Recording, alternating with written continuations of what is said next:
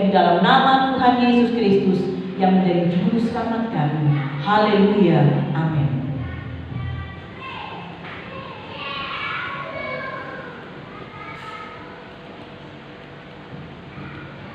Puji Tuhan, saudara kasih Tuhan, pada pagi hari ini kita patut bersyukur pada Tuhan Yesus Kristus sebagai kesempatan bagi kita untuk merayakan hari kenaikan Yesus Kristus ke surga, dan kita percaya bahwa itulah salah satu iman kita bahwa Yesus datang, mati dan bangkit dan naik ke surga, dan suatu perayaan dan suatu sukacita besar bagi kita, hari kemenangan bagi kita pagi hari ini. Mari kita angkat satu pujian.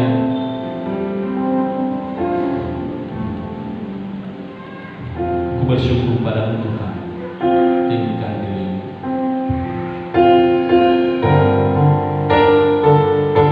Terima kasih Tuhan Yesus, terima kasih.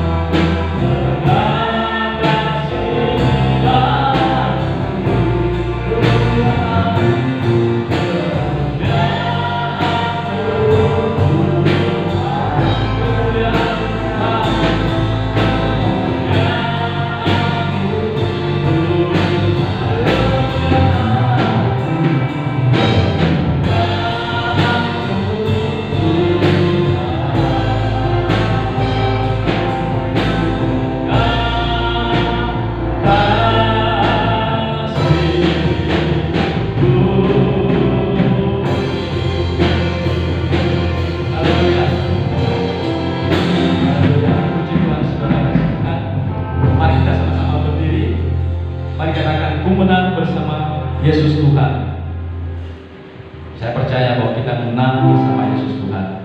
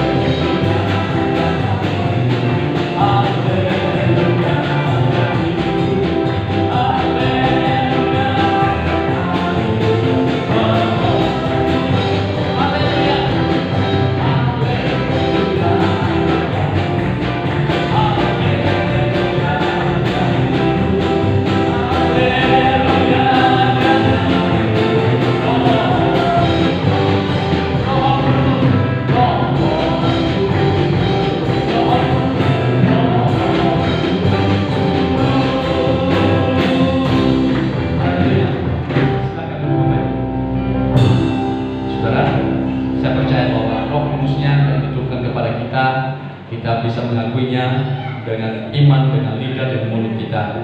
Baik saudara-saudara kasih Tuhan, mari kita persiapkan hati kita.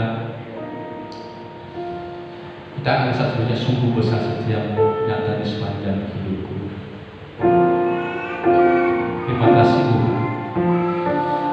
Tiada kata yang bisa kami mendapatkan. Kami meninggikan Engkau lebih dari segala.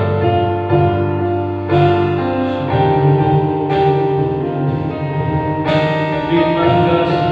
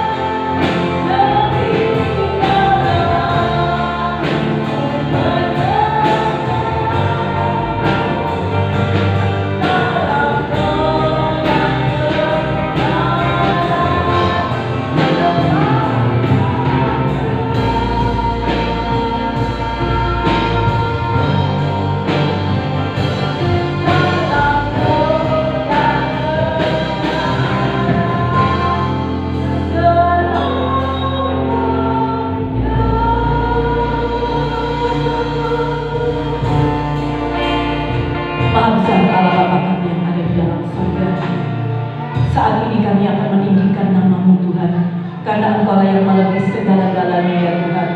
Engkau Allah yang patut kami sembah, Engkau Allah yang patut kami agungkan, Engkau Allah yang layak kami tinggikan. Kami mengucap syukur, terima kasih ya Tuhan. Engkau begitu luar biasa, Engkau sangat dahsyat dalam kehidupan kami. Terima kasih Bapa dalam sorga. Kami sudah menaikkan beberapa pujian, beda pujian itu boleh menyenangkan hati Tuhan. BL Singer musik yang sudah memandu kami, kiranya Tuhan Yesus memberkati mereka. Tibalah saatnya bagi kami akan mendengarkan suara kebenaran firman Tuhan. Bapa, biarlah Allah Roh Kudus akan menyatakan isi hati-Mu kepada kami, dan kami boleh mendengar apa yang mau menjadi maksud Tuhan, rencana Tuhan di dalam setiap kehidupan kami, dan kami boleh mengerti inilah rencana Tuhan bagi kami. Terima kasih Bapa, melalui kenaikan Tuhan Yesus, suatu rencana yang sangat luar biasa bagi kami. Terima kasih Bapa dalam sorga. Kami yakin Tuhan ada di tengah-tengah kami dan akan siap memberkati kami melalui kebenaran firman Tuhan. Hikmat marifat yang daripada Tuhan, otoritas Allah turun atas hamba-Mu, supaya hamba-Mu boleh membagikan kebenaran firman-Mu. Firman Tuhan boleh menjadi rema dalam setiap kehidupan kami. Terima kasih Bapa. Inilah doa kami di dalam nama Tuhan Yesus. Kami sudah berdoa dan mengucapkan syukur. Haleluya. Amin. Silakan duduk. Puji nama Tuhan, saudara yang terkasih. Saya ucapkan selamat pagi, selamat kita beribadah, selamat kita akan sama-sama menikmati kebenaran firman Tuhan. Ya, puji nama Tuhan, saudara yang terkasih. Memang kita melihat di kanan kiri kita mungkin ada banyak bangku yang kosong. Ya, kita tidak tahu berada di mana mereka. Ya, saudara. Sebenarnya pagi hari ini, kalau misalnya ibadah ini kami liburkan, kami harus melapor ke Bamak Pasuruan ya, siapa-siapa yang mengikuti ibadah ini saudara. Dan saya pada waktu itu langsung saya menyatakan bahwa kami GBIS Hermon tetap mengadakan ibadah. Karena apa saudara? Apa alasan seandainya kita tidak beribadah? Apa alasannya untuk tidak ibadah? Kalau mungkin tahun-tahun yang lalu saudara ya, bisa kemungkinan alasannya karena banyak yang bepergian, banyak yang mudik, di rumah pembantu tidak ada sehingga repot, tidak bisa meninggalkan rumah. Itu sebabnya mungkin bisa diliburkan ya. Tetapi kali ini saudaraku yang kekasih, ya mudik pun tidak bisa, kemana pun juga tidak bisa. Lah, terus apa alasannya? Ya, saya harus membuat alasan apa kalau misalnya tidak ada ibadah? Ya, saudaraku yang kekasih, ya seluruh umat Kristiani saat ini memperingati hari kenaikan Tuhan Yesus. Ya, puji nama Tuhan, saudara yang terkasih. Baik saudara, pada pagi hari ini kita akan sama-sama melihat, mendengarkan bagaimana tentang kenaikan Tuhan Yesus. Saya tahu, semua kita tahu, semua cerita dari kenaikan Tuhan Yesus. Tetapi sampai sejauh mana, apa arti kenaikan Tuhan Yesus itu bagi orang yang percaya? Nah, itulah yang paling kita harus mengerti.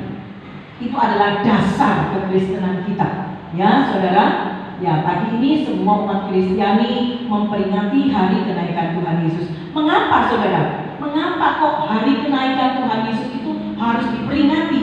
Ya, ada 5 hari besar Kristen ya, saudara, yang dikenal dengan 5K: kelahiran, kematian, kebangkitan, kenaikan, dan terakhir adalah kedatangan Tuhan Yesus itu. Nah, saudara, kalau itu kedatangan, ya kita tidak tahu bagaimana kita memperingatinya ya, karena kita tidak tahu kapan ya hari itu akan tiba bagi kita. Dan semua 4 ini sudah kita lewati dan kita merayakannya. Tinggal 1 yang belum. Nah, inilah yang kita tunggu-tunggu. Nah, dari sekarang inilah makanya kita harus mempersiapkan diri untuk menyambut hari kedatangan Tuhan Yesus itu. Saudara, mengapa kok kita harus memperingatinya? Supaya kita ingat.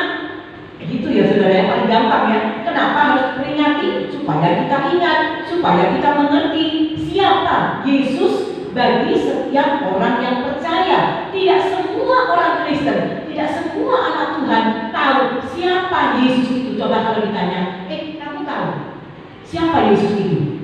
Mungkin saudara menjawab hanya mungkin 25%, 50%, tetapi yang sekutuhnya saudara, bagaimana? Apakah saudara bisa menjawabnya? Nah, inilah yang harus kita mengerti. Saudara, kenaikan Tuhan Yesus itu adalah 40 hari setelah hari kebangkitannya. Dan kenaikan Tuhan Yesus itu merupakan puncak klimaks Tuhan Yesus berada di dalam dunia. Ya, puncak klimaksnya setelah kebangkitannya 40 hari dia masih menunjukkan dan membuktikan dirinya bahwa dia adalah Tuhan Yesus yang bangkit dan hidup. Ya, dengan menggunakan tubuh kemuliaannya. Nah, inilah saudara ya. Saudara, Alkitab mencatat bahwa kenaikan Tuhan Yesus itu adalah dengan cara terangkat. Ada kata ter, ya, bukan diangkat, bukan, tetapi terangkat. Nah, sekarang kita akan melihat bagaimana dan apa kata firman Tuhan. Kita akan melihatnya di dalam Injil Lukas pasal 24 ayat 50 sampai 53. Di dalam Kisah Rasul juga nanti akan saya ambil perbandingannya, tapi tidak usah kita baca. Ya, yang kita baca adalah Injil Lukas pasal 24 ayat 50 sampai 53. Dan firman Tuhan tentang kenaikan Tuhan Yesus akan saya bagi dua sesi, saya bagi dua, ya. Akan saya lanjutkan nanti pada hari Minggu. Ya, saudara terima kasih. Dan mengingat ini banyak yang tidak datang, sebetulnya ini berseri saudara ya. Tetapi ya, apa boleh buat? Oh, tidak bisa direkamnya.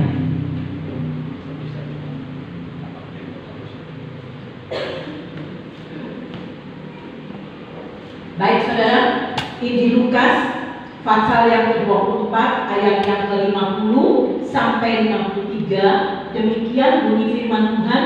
Saudara dapat melihatnya di layar LCD ini ya saudara ya.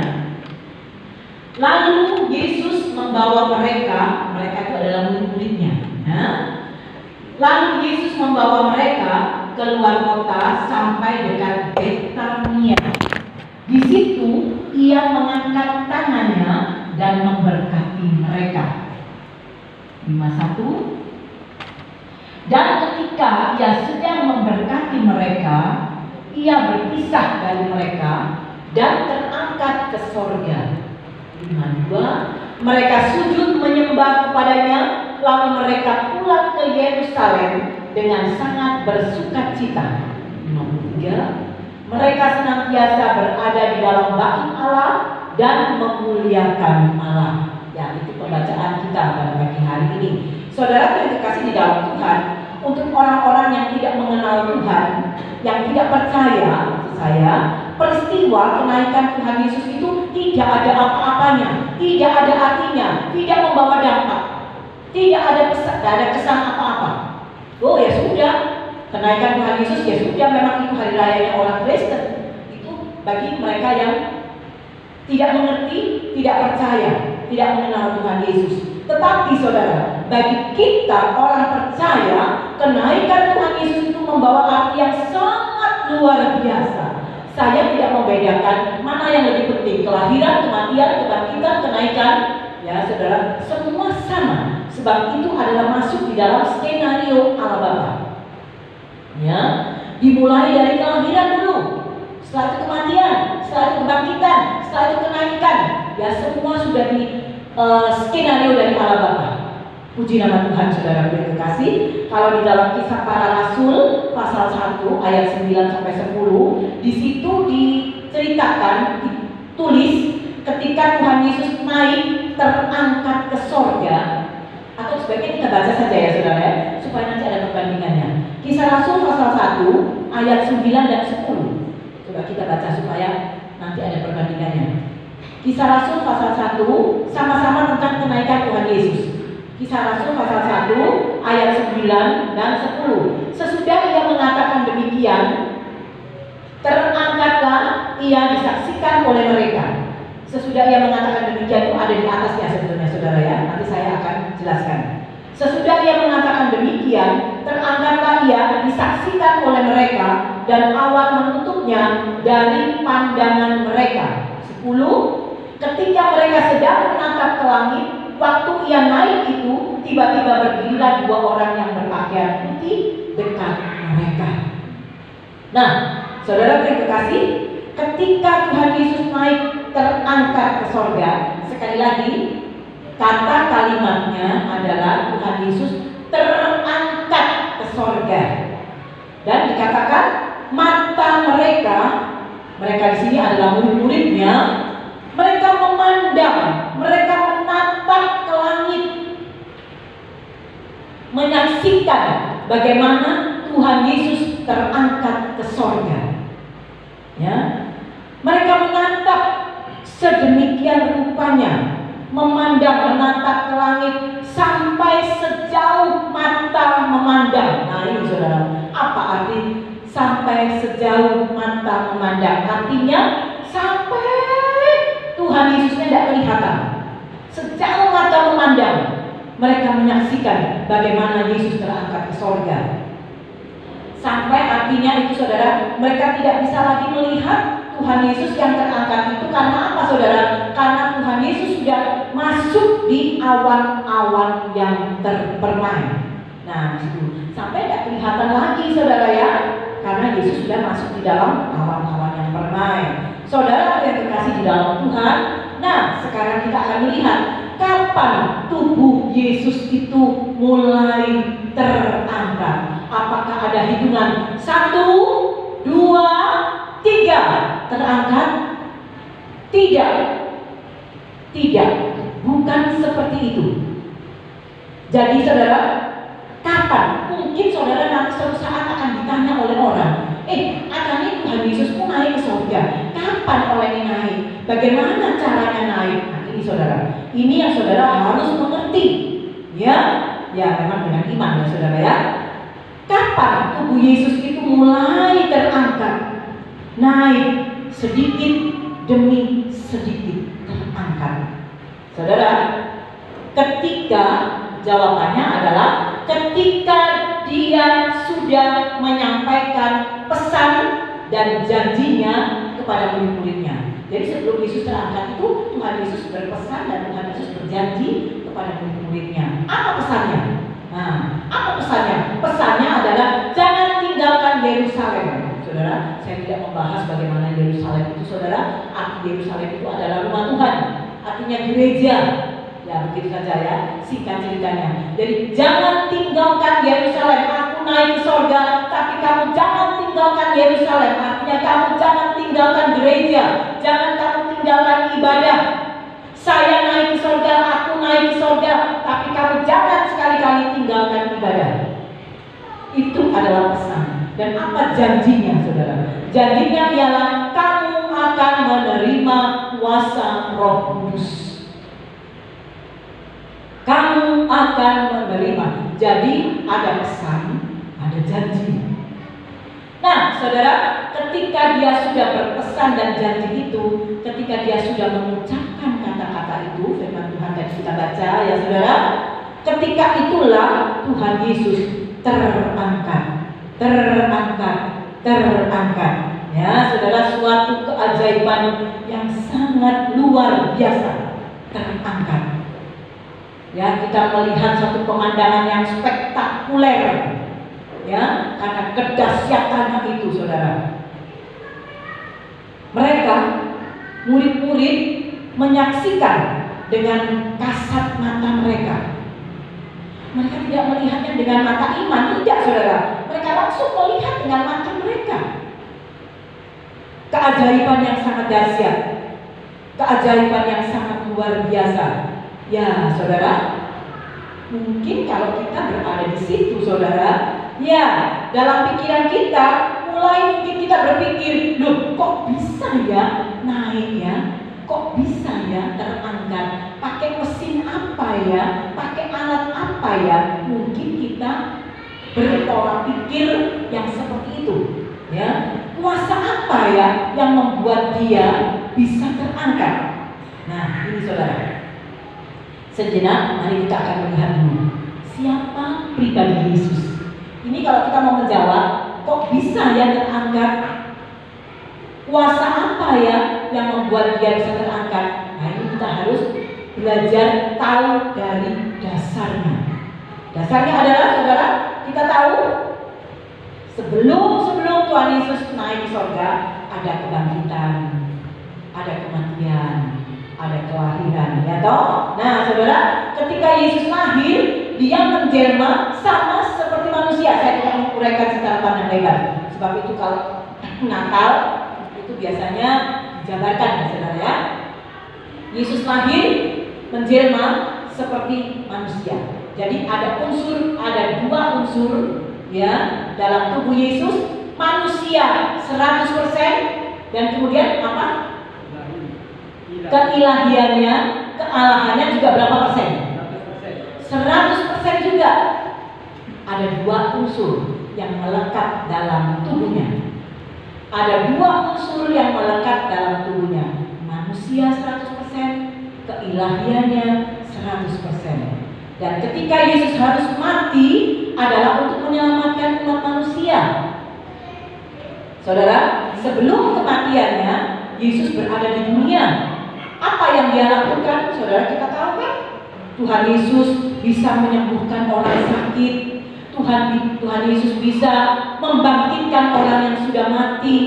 Tuhan Yesus bisa berjalan di atas air dan lain-lain. Loh, kok bisa ya? Nah, disitulah letak keilahian Allah. Dia manusia, tapi dia adalah ilahi 100%. Ya, saudara. Nah, karena ada kealahannya, keilahiannya 100%, dia dapat melakukan hal-hal yang sangat ajaib dan spektakuler, ya. Jadi ketika Tuhan Yesus bangkit, dia sudah memakai tubuh kemuliaannya. Yesus bangkit dengan kebangkitannya sendiri. Tubuh kebangkitan adalah tubuh kemuliaan, ya. Berarti unsur manusianya itu sudah tidak ada lagi, sudah berinkarnasi. Nah, saudara, saya tidak akan menjelaskan inkarnasi karena ini pelajarannya begitu dalam, saudara ya. Tetapi Tuhan Yesus mengalami inkarnasi, jadi manusianya itu sudah hilang, tinggal keilahiannya yang ada. Nah, ketika Tuhan Yesus bangkit, dia memakai dengan tubuh kemuliaannya. Nah, ketika Tuhan Yesus naik ke sorga, nah itulah saudara, dia terangkat juga dengan tubuh kemuliaannya. Dia terangkat ke sorga itu bukan dengan tubuh manusia, bukan. Tetapi Yesus naik ke sorga, terangkat ke sorga itu dengan tubuh kemuliaannya, terangkat dengan kuasa kemuliaannya, terangkat dengan kuasa keilahiannya. Dari mana itu, saudara? Itu adalah skenario ala Bapa kita di sorga. Ya, puji nama Tuhan. Sekarang lanjut lebih dalam lagi ya, saudara. Ketika Tuhan Yesus naik terangkat ke sorga, kita tadi melihat di dalam Injil Lukas apa yang di situ ditulis dan apa yang saudara tangkap di situ dan yang sudah saya singgung di dalam WA group. Kita akan meresponi kenaikan Tuhan Yesus yang akan memberkati kita dengan tangannya, ya. Saya tulis di WA seperti itu ya, saudara ya. Nah, ketika Tuhan Yesus naik terangkat ke sorga, kita melihat dalam pembacaan firman Tuhan, dia mengangkat tangannya. Dia tidak diam gini aja, saudara, kemudian wes terangkat gitu aja. Tidak, saudara. Itu sebabnya kenaikan Tuhan Yesus itu mempunyai arti yang sangat dalam bagi kita orang percaya. Mungkin ada sebagian orang yang berkata, ya wes wajah naik, ya naik aja. Kalau mau naik, naik aja. Mungkin ada orang Kristen, biarin Tuhan Yesus naik ke sorga, gak usah pakai ibadah, saya sudah tahu. Memang kalau mau naik, ya ngapain naik aja, saya sudah tahu kok. Saudara, kita tidak boleh ada hati yang seperti itu, saudara. Sebab apa? Kenaikan Tuhan Yesus itu mempunyai arti yang sangat dalam buat kita. Ya, dari awal ketika Yesus naik itu belum bercurah Roh Kudus, saudara ya, belum. Saya tidak berbicara itu.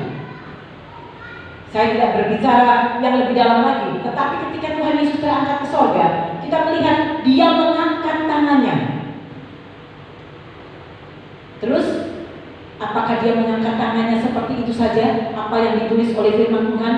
Memberkati mereka. Ia memberkati mereka. Siapa mereka? Murid-muridnya. Dia mengangkat tangannya, kemudian dia memberkati mereka.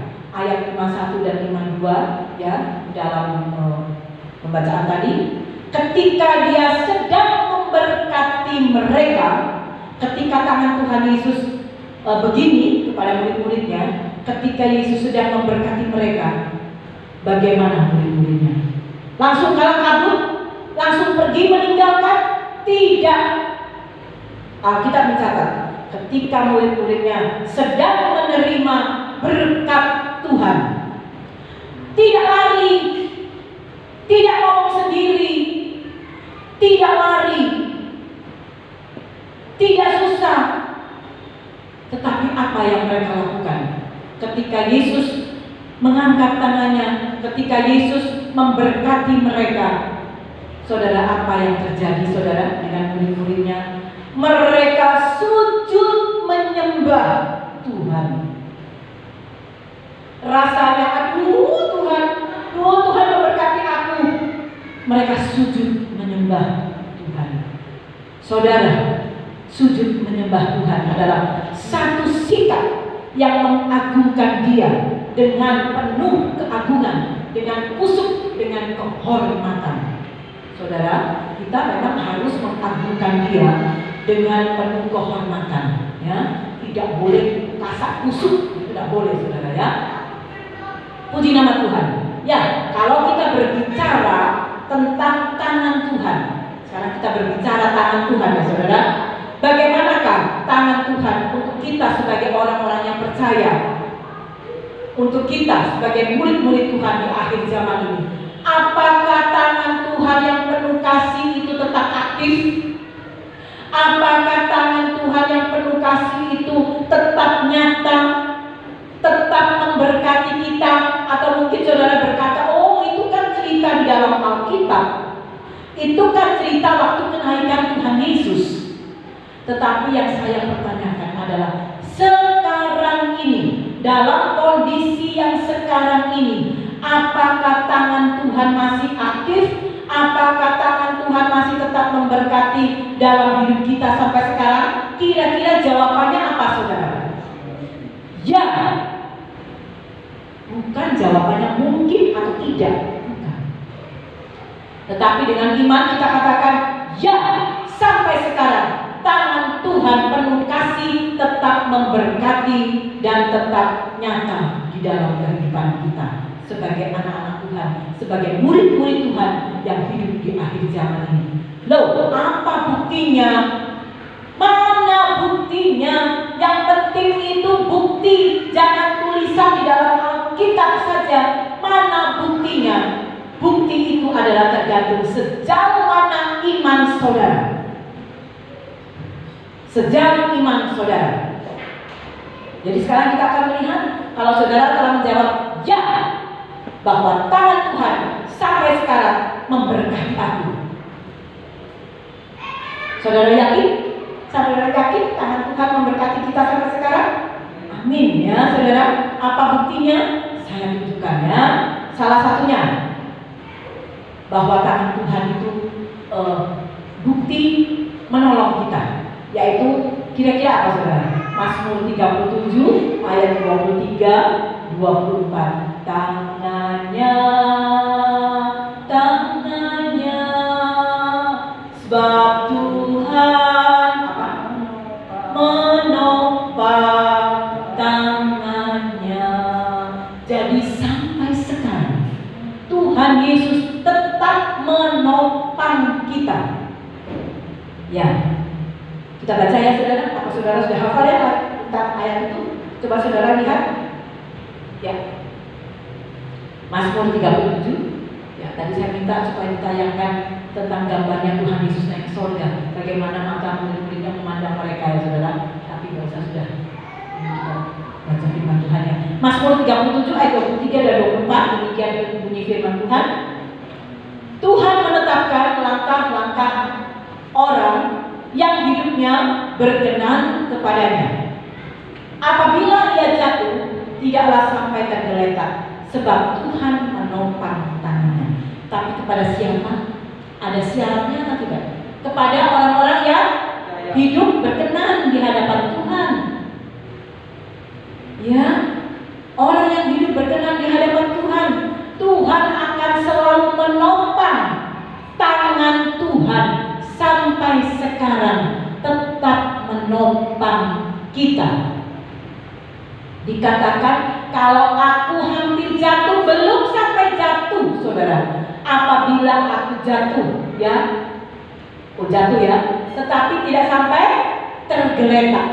Kalau pun Tuhan izinkan segala sesuatu yang terjadi dalam hidup kita, tidak ada yang secara kebetulan.